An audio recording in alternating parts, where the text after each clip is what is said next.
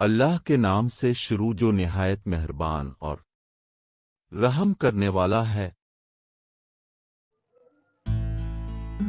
پرانے زمانے میں پشاور اور اس کے ارد گرد کے علاقوں کے لوگ کاروبار کے لیے اکثر افغانستان کے دارالحکومت کابل اور دوسرے شہروں میں جاتے آتے رہتے تھے۔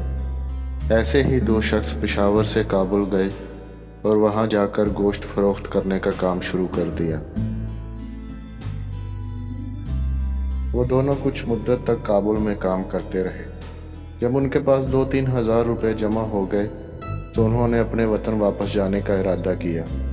انہوں نے کابل میں اپنا کاروبار سمیٹا، جمع پونجی کو ایک تھیلی میں ڈالا اور واپس چل دیے۔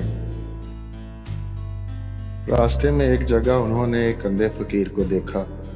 وہ بڑی درد بھری آواز میں کہہ رہا تھا، افسوس، قسمت نے مجھ سے دولت بھی چھین لی اور آنکھوں کی روشنی بھی۔ کاش مجھے ایک بار پھر اپنے ہاتھ پر روپیہ رکھنے کا موقع مل جائے۔ اندھا فقیر بار بار یہی الفاظ کہہ رہا تھا۔ وہ دونوں شخص جب فقیر کے قریب آئے تو اس کے الفاظ سن کر بہت حیران ہوئے۔ انہوں نے اس سے پوچھا، بھائی، تم قسمت سے شکایت کیوں کر رہے ہو؟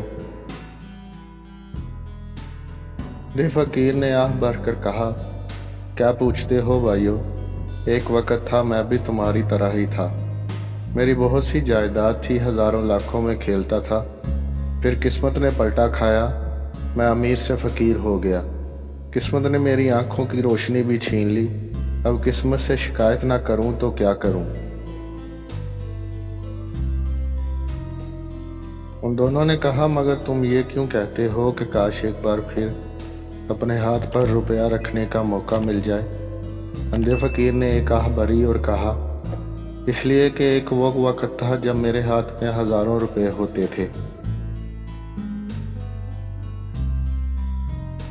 اب جی چاہتا ہے کہ اپنا نہ صحیح، دوسروں کا روپیہ ہی اپنے ہاتھ پر رکھ کر تھوڑی دیر کے لیے جی خوش کر لوں۔ اس کہانی سے ہمیں یہ سبق ملتا ہے، یہ دولت کبھی کسی کی نہیں ہوئی، اس لیے اس کا غرور نہیں کرنا چاہیے۔ کب کس کی قسمت پلٹ جائے کسی کو نہیں پتا، اس لیے جو آپ کے پاس ہے اسی میں خوش رہنا سیکھیں اور ہر وقت اللہ کا شکر کرو۔ اس سے اللہ خوش ہوگا اور آپ کو اور زیادہ نوازے گا۔